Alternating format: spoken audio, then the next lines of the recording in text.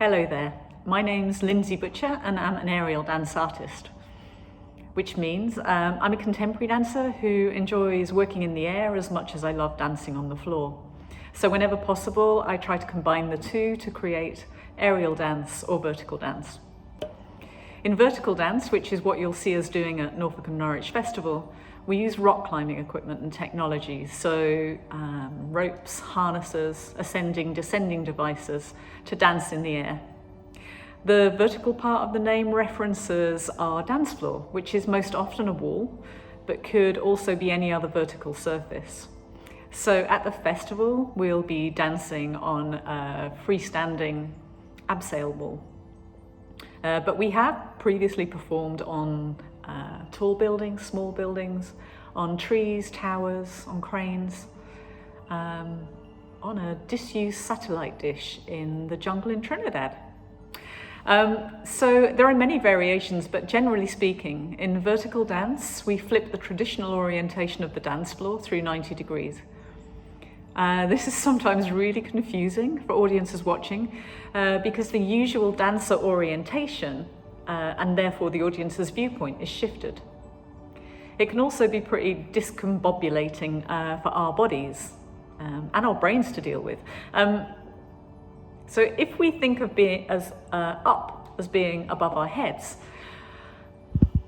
when we're standing fully with our feet planted on our dance floor, on our vertical dance floor, our up above our heads is no longer the same as your up. And this can be pretty confusing. And what inspires me? This is always a really difficult question to answer because it's so subjective and changes so often. I guess for my work, I'm inspired by movement and the human body's relationship and response to space. Our enormous physical, emotional intelligence and our capacity, capability, our incredible diversity. Humans are amazing. And I'm inspired by the creative imaginations of so many other artists and other art forms, but also how creative people are in all walks of life, in everyday things, in mending the broken thing that you can't get a replacement part for anymore, or in creatively imagining other ways to live. And I think this last year has taught us a lot about that. Favorite things I've done or worked on? I've been doing what I do for a really long time, but I've been incredibly lucky to have some wonderful experiences and work with some really great people. The best experiences aren't always the large-scale spectacular things. Having said that though, some years ago now, I got to fly the baton into the stadium for the opening of the Commonwealth Games in Manchester. I flew in under a helium balloon, and that was pretty cool. So, my route into what I do now. Well, I studied at London Contemporary Dance School, and then I worked with a professional contemporary dance company for the next 5 years. And then I ran away with the circus, a company called Rara Zoo.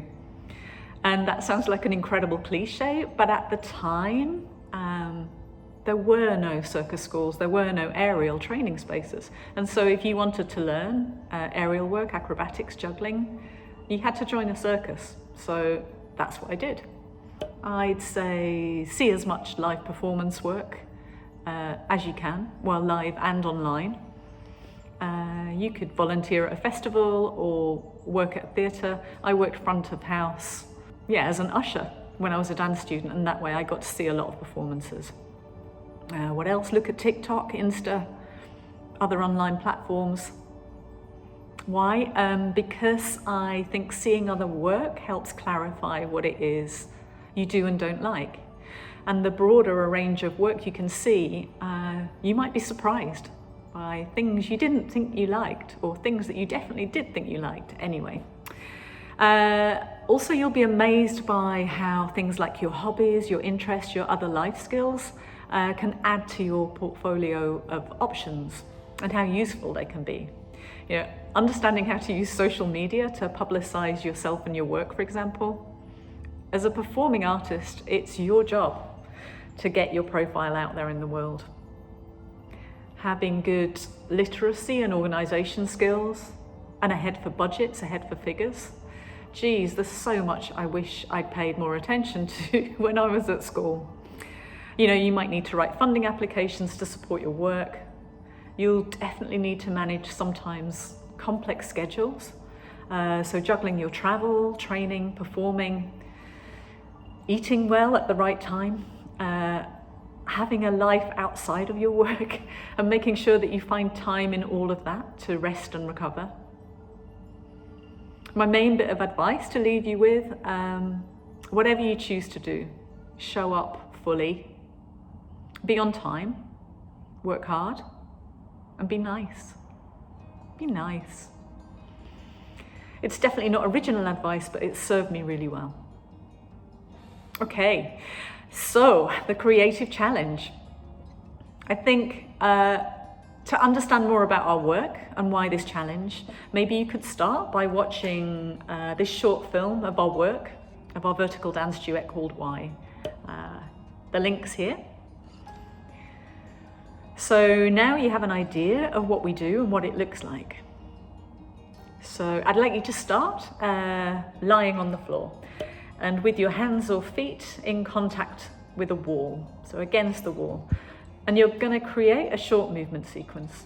And this can be really simple, rolling, sliding, pushing off the wall, turning. Keep finding your way back to the wall. It helps if the floor is smooth or even slippery, so a wooden floor or floor tiles like a lino floor, that really helps.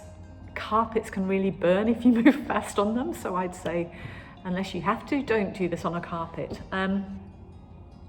Once you've made the sequence, get someone else to film you on a camera phone, and they want to film from above, looking down to you on the floor.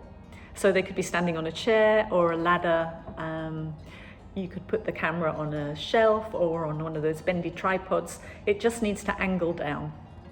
And when you're done, watch the film back together.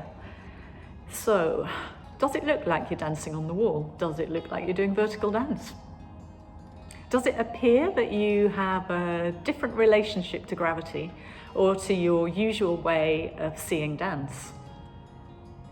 I hope you have fun. We certainly do.